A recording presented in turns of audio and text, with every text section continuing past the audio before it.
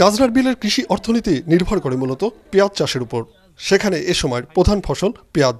অথচ এবার ফাল্গুনে কয়েক দফা বৃষ্টির কবলে পড়েছে পেঁয়াজ ক্ষেত। নষ্ট হয়েছে বিপুল পরিমাণ উঠতি ফসল।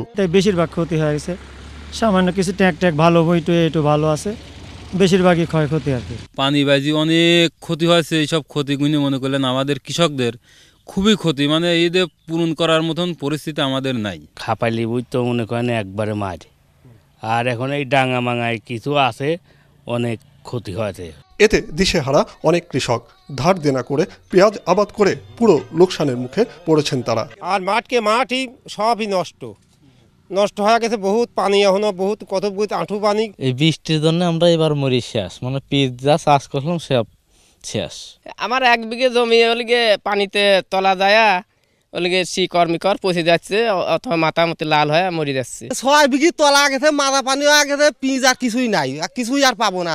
শুধু পেঁয়াজই নয়, পেঁয়াজ বীজের জন্য বিখ্যাত এ অঞ্চল। অনেক কৃষকই পেঁয়াজের পাশাপাশি আবাদ করেন এর বীজ।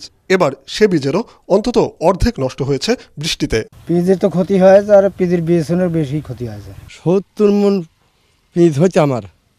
এবার বৃষ্টির কারণে পিঁজটা পচে যাচ্ছে আর ফুল হয়ে যাচ্ছে। বৃষ্টির কারণে আমরা যে ফলন পাতাম তার থেকে আপনার 4 ভাগের 1 ভাগ ফলন আমরা পাচ্ছি, আর 3 ভাগই নষ্ট হয়ে গেছে। কৃষি সম্প্রসারণ বিভাগ জানায়, পাবনায় এবার পেঁয়াজের আবাদ হয়েছে প্রায় 50,000 হেক্টর জমিতে।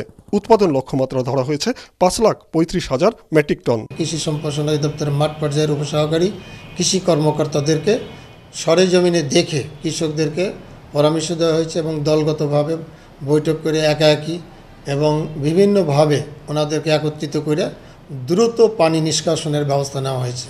দেশের মোট পেঁয়াজের 1/3 উৎপাদন হয় পাবনাতে, যার সবচেয়ে বড় যোগানদাতা অঞ্চল গাজনার বিল। উৎপল মির্জা, মাছরাঙা সংবাদ, পাবনা।